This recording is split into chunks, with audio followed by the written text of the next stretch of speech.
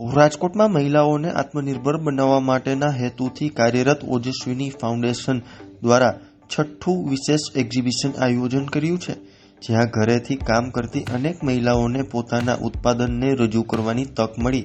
આ પ્રદર્શન માત્ર વેચાણ પૂરતું નહીં, પરંતુ મહિલાઓના આત્મવિશ્વાસને મજબૂત બનાવતું મંચ બની રહ્યું છે.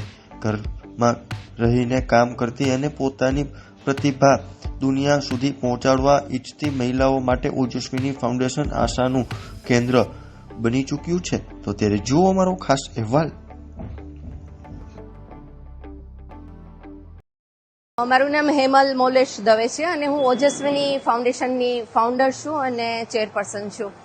આ અમારું એક્ઝિબિશન છઠ્ઠું છે અને અમે એવા બહેનોને પ્લેટફોર્મ આપવાનો પ્રયત્ન કરીએ છીએ કે જેઓ ઘરેથી કામ કરતી હોય, ક્યારેય બહાર ન નીકળ્યા હોય, પહેલી વખત આવતા હોય, કંઈક કરી છૂટવાની અંદરથી ભાવના હોય, હિંમત હોય, આવા બધી બહેનોને અમે 1 મહિનાથી છેલ્લા પ્રયત્ન કરીએ છીએ અને આવી બધી બહેનોને અમે અહીંયા લઈ આવવાનો પ્રયત્ન કરીએ છીએ, પ્લેટફોર્મ આપવાનો પ્રયત્ન કરીએ છીએ.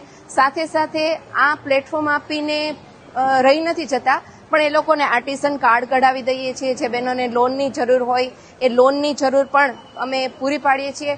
ખાસ બહેનોમાં રહેલી આવડતને બહાર લાવવાનો પૂરતો પ્રયત્ન અમે લોકો કરી રહ્યા છીએ. ઓજસ્વીની ફાઉન્ડેશન થ્રુ 14 થી 15 પ્રોજેક્ટ્સ ચાલે છે. એમાં બર્તન બ્રિજ એ પણ બહેનો માટે જ છે અને જે બહેનોના માળીએ પડેલા વાસણો હોય એ વાસણો અમે ઉતારાવીએ છીએ અને શ્રમિક સુધી પહોંચાડીએ છીએ. અને એવી જ રીતના એક સાડી બ્રિજ પ્રોજેક્ટ પણ ચાલે છે વિજયનગર બાજુ, અને એમાં પણ બહેનોને એવી સાડીઓ પૂરી પાડીએ છીએ કે જેની કિંમત 5,000 થી 50,000 સુધીની હોય.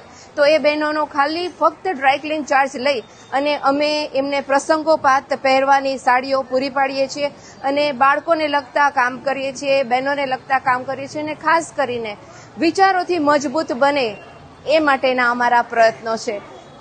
અમારી સાથે અત્યાર સુધીમાં અમારું આ છઠ્ઠું પ્રદર્શન છે અને અત્યાર સુધીમાં અમે ઓલમોસ્ટ બધા જ પ્રદર્શનમાં 50 જેટલા અમે સ્ટોલ રાખીએ છીએ. એટલે તમે વિચારી લો કે આ તો આ જ બહેનો છે કે જે આગળ આવી હોય અને સાથે એવી કોઈ પણ બહેન અમારા સુધી પહોંચી શકે છે કે જેને કંઈક કરી છૂટવું હોય.